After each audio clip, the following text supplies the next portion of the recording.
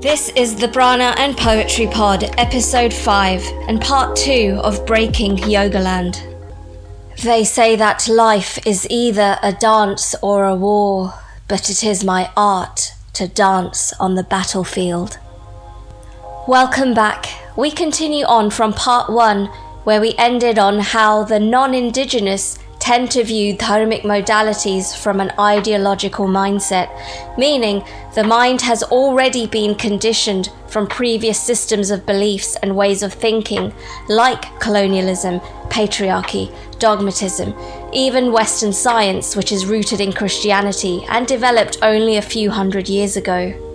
This superimposition onto indigenous culture, which is already highly developed and sophisticated, harms and distorts the very fabric of the native people and their relationship to the land and their bodies. So let's return to the Guru tradition in Sanatanadharma. From the Western lens, the Guru tradition is seen as a puritanical, patriarchal lineage that gatekeeps yoga. And we come back to the shadow projection of that which is rejected by the predator's own religions yet again. Please see Episode 3 on narcissism and colonialism for more on this. Anyway, this lineage holding for Hindus is a conduit for passing down correct teachings to those who seek with sincerity, humility, and integrity the wisdom that has been refined and put through the tests of time. A true scientific system. This is the great Guru parampara of the Hindu people, an unbroken tradition of lineage. It cannot be understood with culturally starved eyes that feel entitled to steal and distort indigenous knowledge for a price and for individual gain. Whereas the Hindu way of life is tied to serving one's relations and the community through a common ethical duty called the sanatanadharma, not just to focus on individualism. Sanatanadharma offers the freedom to disbelieve its ideas and is about behavior and action, not about relinquishing one's agency and belief to an external, often patriarchal authority, as it is in the religions. Yoga is a moksha sadhana fitting into the framework of the Purusharthas, the four crucial aims of life for a Hindu, which are dharma, artha, kama, and moksha. It is also one of the 6 darshanas, metaphysical teachings and ways of seeing of Hinduism, which has a long tradition of debate and evolution. Sanatanis in the realm of Yogaland are educating about it, not owning. Ownership is an obsession of the Western colonial mind, or the imperialist mindset of a deeply lost collective soul to its supremacist ideologies. Bharat is not yet liberated from its colonial programming, which has spread into its diaspora, and worse, colonial projects such as Western yoga are being sold back to its land of origin in the guise of authentic practice.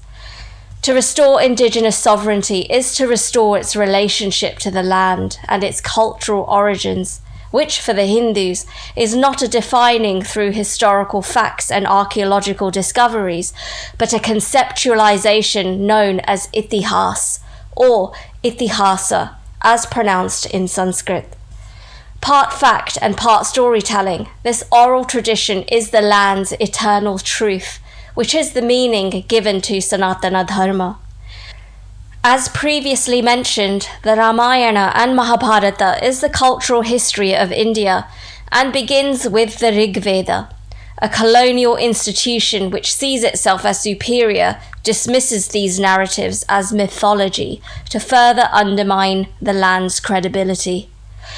To try and prove the history of the Vedic text and the culture of its people, which has been preserved through the oral tradition, would again be to fall into the predator's trap, where one is conditioned to absorb one's own culture through the gaze, metaphysics, and poor translations of the West, who are always in process of trying to fit the universe inside of a small box, who are always positioned as subject and those under its power as objects to dissect by way of entitlement. If the genius of the Vedic vision of life was to be restored, the superiority of the colonial powers would be threatened, as would their place in history, which they attained through conquest, bloodshed, and theft of land and ideas. In the modern age, yoga is their new commodity, and they will erase its origin devoid of empathy.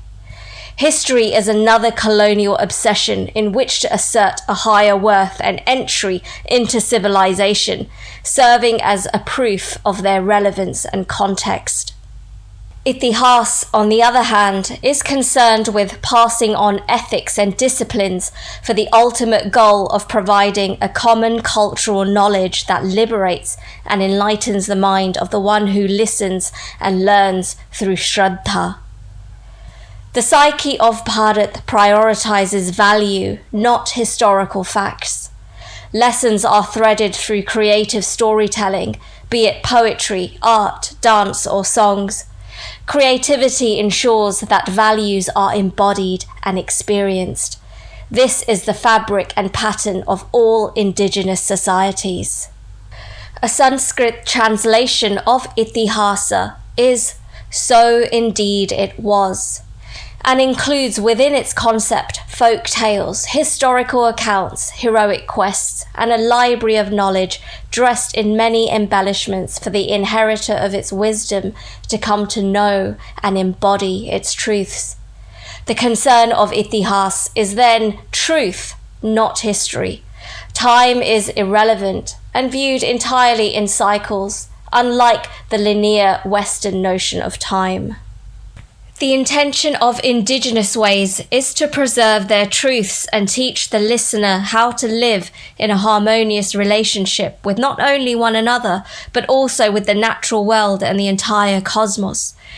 The intention of the non-indigenous, those with heavy conditioning, is to eat and digest and destroy ancient cultures.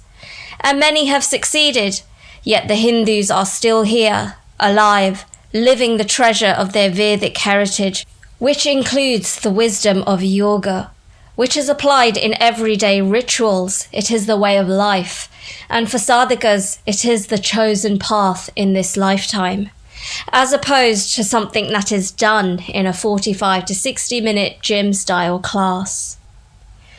Indic histories and dharmic knowledge are imparted for transformation, not transaction. Itihasa therefore conveys a cultural remembering and a reverence towards one's ancestors, holding the listener accountable to living their highest ideals as they create and lead their own destiny. To break Yogaland, then, as the title of my discussion implies, is to dispel the illusions of ownership and disrupt the extractions of culture through asserting the voice that is most needed in those spaces that seek to erase dharmic culture, the indigenous Hindu voice, which is clearly lacking. In a dharma yuddha, as the Ramayana and Mahabharata teach, the truth always prevails, and the fruits of victory benefit all. And one has to live yoga to shine this light of truth. To conclude, I'll leave with an affirmation that is inspired by the poetry of the Gayatri Mantra. May the subtle intellect be illuminated for the enlightenment of beings everywhere. I'm Payal, and I offered this study and perspective to help you understand the pain and grief of colonization and erasure of indigenous voices. If you own a spiritual business, may it support you in offering decolonized cultural teachings and in upholding the context and wisdom of the time-tested traditions that are rooted in nature's rhythms and cycles. Next week, I support you in how to decolonize your spiritual business. Rise up, warrior.